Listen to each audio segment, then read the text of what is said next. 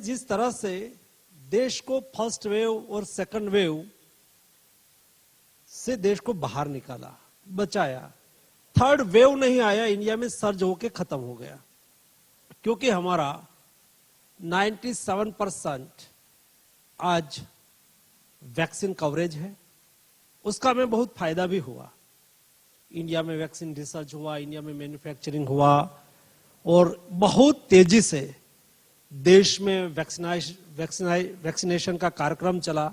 छोटी बात नहीं थी, क्योंकि उस वक्त हम लोग काम करते थे। आपने ये भी देखा होगा 1,50,000 से अधिक वैक्सीनेशन सेंटर हर दिन कार्यरत होते थे। कभी आपने ऐसा नहीं सुना होगा कि हम वैक्सीनेशन के लिए वैक्सीन सेंटर पर गए और वैक्सीन नहीं था। आपने ऐसा भी नहीं सुना होगा कि वैक्सीन था, वैक्सीनेटर नहीं था। आपने ऐसा भी नहीं सुना होगा कभी कि वैक्सीनेटर भी थे, वैक्सीन थे, लेकिन निडल नहीं थी। तीनों थे, लेकिन सिरिंज नहीं थी, इसलिए वैक्सीनेशन आज नहीं हो पाया, कभी नहीं हो। और वो यही समय में दुनिया में सारी दिक्कतें आ रही थी, तो एक सफलता से देश में वैक्सीनेशन ड्राइव चली और देश थर्ड वेव को न सहते हुए सर्ज में, ओमिक्रॉन सर्ज आके ही हम सेफ हो गए। उसका रिजल्ट यह मिला कि आज दुनिया में सबसे पहले कोविड क्राइसिस के बाद इकोनॉमी रिवाइव हुई हो तो उसका नाम इंडिया है। आज 7% जीडीपी ग्रोथ इंडिया में चल रहा है। हमारे लिए एक बहुत अच्छा इंडिकेशन है। और उसमें इस बार जो BF7 वेरिएंट दुनिया में डोमिनेट हुआ है और हम देख रहे हैं, दुनिया की स्थिति को देखते हुए इंडिया में उसकी इफेक्ट ना आए या तो कम से कम आए, उसके लिए प्रिकॉशन क्या लेना चाहिए, उस काम पर हम लगे हुए हैं और लगातार उसका नतीजा यह निकल रहा है। देखो, हमने मीटिंग चालू कर दिया, स्टेट को अलर्ट दे दिया। और आपने, मैं 3 दिन पहले लेटर लिखा था, तो मेरा कोई पॉलिटिकल लेटर नहीं था उसका, जिस लोगों ने जिस तरह से इंटरप्रिटेशन किया उसकी बात हो। मैं तो एज ए हेल्थ मिनिस्टर, हमारे जनप्रतिनिधि मुझे लेटर लिखे कि मंत्री जी, ये यात्रा से हमारे यहाँ कई लोग संक्रमित हुए हैं, माननीय मुख्यमंत्री हिमाचल भी संक्रमित हुए, तो उसके लिए कुछ ठोस कदम उठाइए। तो एज ए हेल्थ मिनिस्टर मेरी जिम्मेवारी बनती है। मैं आऊंगा सर उस पे। जो मूल चिंता है, चूंकि आप ओमिक्रॉन के वेरिएंट BF7 की बात कर रहे हैं, चीन में हालात बहुत ही खराब हैं। ऐसे खबर ये है कि 10 लाख लोग रोज वहां ग्रसित हो रहे हैं इस वेरिएंट के चलते। एक रिपोर्ट कहती है, जो एयरफिनिटी की है, कि 30 लाख लोग जो है वो वहां चाइना में रोज केसेस आ रहे हैं। खतरनाक ये है कि वहां मरने वालों की तादाद लगातार बढ़ती जा रही है। शमशानों में दफनाने की जगह नहीं है, अस्पतालों में दवाइयां नहीं है, डॉक्टर्स की कमी पड़ने लगी है, इंतजाम चीन जैसे देश के लचर होने लगे हैं। हम भी उतनी ही बड़ी आबादी के देश हैं लगभग। इसलिए चीन में जो स्थिति दिख रही है, ब्राजील में दिख रही है, साउथ कोरिया, अमेरिका जैसे देशों में बढ़ने लगे हैं मामले। भारत के घरों में, भारत के लोगों में चिंता बढ़ रही है। सरकार, अभी हमारी एयर फ्लाइट्स जो हैं, फ्लाइट्स हमारी नॉर्मल चल रही हैं। हमने एहतियातन सरकार की तरफ से क्या कदम उठाए हैं, देश जानना चाहता है। मैं आपके माध्यम से देश को ये बताना चाहता हूं, हमें सतर्क अवश्य रहना है ताकि कोविड संक्रमण देश में ना बढ़े। लेकिन हमें डरना नहीं है, हमें उसका मुकाबला करना है और ये हमने करके दिखाया है। हाँ, हम देश ने ये अच्छी तरह से कोविड प्रोटोकॉल का पालन कैसे किया जाए, हम सोशल डिस्टेंसेस रखें, हम सार्वजनिक जगह पे जाए तो मास्क का उपयोग करें, हम सैनिटाइजर का उपयोग करें। ये सब प्रोटोकॉल को हम फॉलो करेंगे तो हमें उससे प्रोटेक्शन मिलेगा। दूसरा, दुनिया से लोग आते हैं, बाय एयर आते हैं, एयरपोर्ट पर आते हैं, सी पोर्ट पर आते हैं और land to land by road भी आते हैं।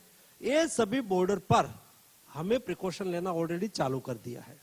अभी विदेश से आने वाले कोई भी ट्रैवलर जब इंडिया में लैंड करता है तो हमने 2% पैसेंजर का रैंडम चेकिंग ऑलरेडी चालू कर दिया है।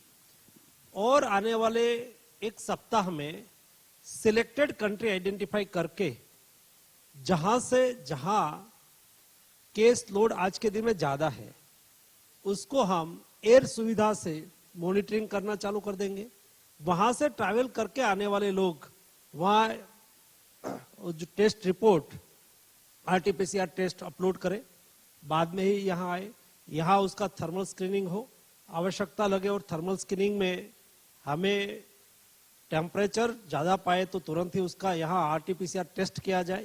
ये सारी व्यवस्था और प्रबंधन हम यहाँ 1-2 दिन में चालू कर रहे हैं, ताकि वैसे ही सी पोर्ट भी ऐसा ही होता है, क्योंकि हमारे पास हमारे एयर सी पोर्ट पर आने वाले सारे जहाज उसमें क्रू आते हैं, कोई संक्रमित हो तो यहाँ संक्रमण फैला सकते हैं, उसको भी हम वहाँ टेस्टिंग करना कंपलसरी कर देंगे।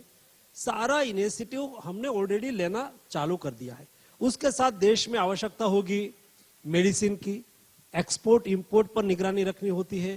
हमारे आवश्यक medicine, not only for medicine but medicine का रॉ मटेरियल एपीआई, क्योंकि देश में मेडिसिन बन रही है तो उसका रॉ मटेरियल आ रहा है, उसके पर भी निगरानी रखनी होगी। हमारे पास पर्याप्त मात्रा में होना चाहिए ताकि जो क्राइसिस इंडिया में बढ़े तो तुरंत ही हमें मेडिसिन की किल्लत ना हो, क्योंकि इंडिया तो बहुत बड़ा देश है भाई, इतना 1.3 बिलियन पॉपुलेशन है, इतनी हमारी आबादी है, तो उसको मेडिसिन की भी सिक्योरिटी हो। इतना ही नहीं, हम हमारी रिक्वायरमेंट तो पूरी करते हैं, लेकिन जब फर्स्ट और सेकंड वेव था तब हमने हमारी रिक्वायरमेंट को पूरी करते हुए 130 देश में 150 कंट्री में हमने एक्सपोर्ट किया था मेडिसिन का। तो इस दृष्टि से हम सारी तैयारी स्टेप बाय स्टेप 1 बाय 1 कर रहे हैं, ताकि देश में कोई भी स्थिति निर्माण हो तो हम अच्छी तरह से उसके सामने लड़ पाएंगे। आज 3 बजे मैं देश के सभी राज्य के हेल्थ मिनिस्टर के साथ भी मीटिंग कर रहा हूं, ताकि स्टेट गवर्नमेंट को कौन से प्रोटोकॉल को फॉलो करना है, नेशनल इंटरनेशनल सिचुएशंस क्या है, उसको भी अवगत रख के इम्प्लीमेंटेशन अच्छी तरह से हो पाए, उसके लिए मीटिंग करेंगे। आप देश के लोगों को आश्वस्त कर रहे हैं कि हालात जैसे भी होंगे हमारे मजबूत हैं।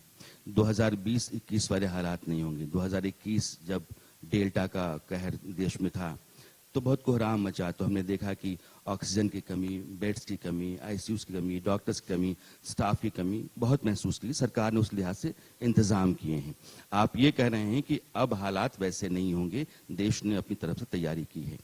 एक तरफ ध्यान में आपको दिलाना चाहता हूँ, अभी इसी महीने गया में एक बड़ा आयोजन होने जा रहा है। देश भर के 60,000 के आसपास बौद्ध आएंगे, और जापान से भी, कोरिया से भी, थाईलैंड से भी, वहाँ जहाँ केसेस बढ़ रहे हैं। आपको याद हो कि 2020 में जब पहला अटैक आया तो बाहर से आने वाले लोगों के जरिए देश में कोविड बढ़ा। ये उन देशों से आने वाले लोग हैं जहां कोविड के मामले बढ़ रहे हैं।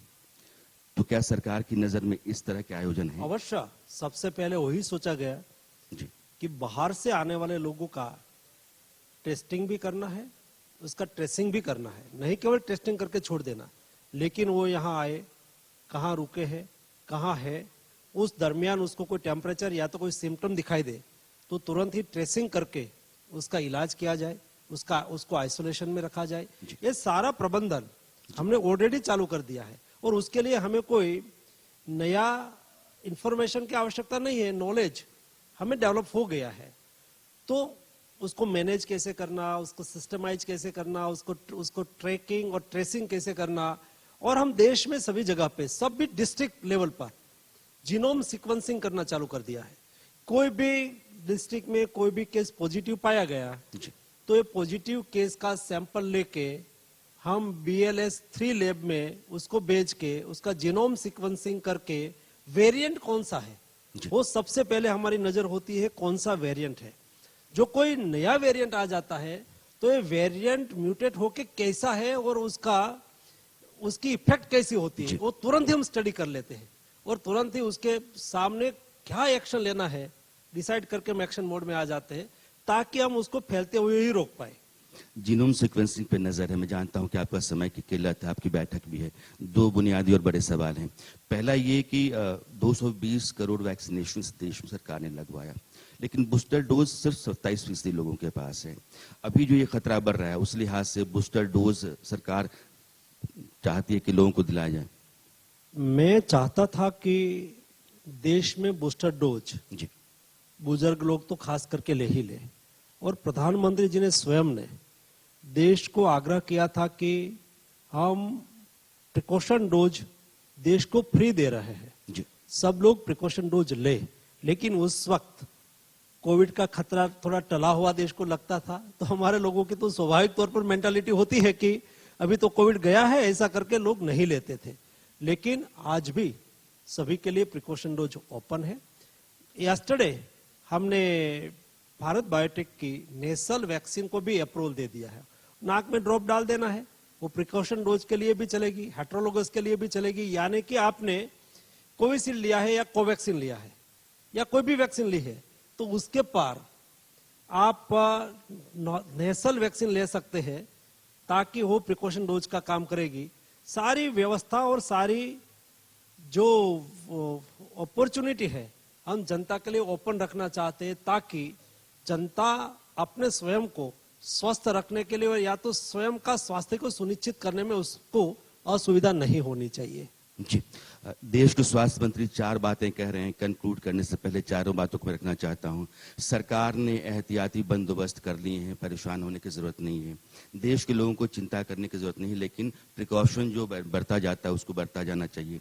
नेजल वैक्सीन है जो आप ले सकते हैं, वो भी एहतियात के तौर पर। बूस्टर डोज आप ले सकते हैं, और आप जिस तरीके से आपके बंदोबस्त हैं, जिस आपकी मीटिंग है, तो मीटिंग के बाद राज्य सरकारों के साथ बैठक होगी। मेरी बहुत सारी शुभकामनाएं आपको, और देश के लिए जो कुछ भी आप इंतजाम कर रहे हैं उसके लिए बहुत बहुत शुक्रिया। Thank you very much. Mansukh Mandaviya ji, आज बहुत महत्वपूर्ण दिन है, आप आए और देश की जनता को आपने आश्वासित किया। बहुत बहुत धन्यवाद। राणा जी, बहुत बहुत धन्यवाद। And ladies and gentleman, let's give him a big round of applause.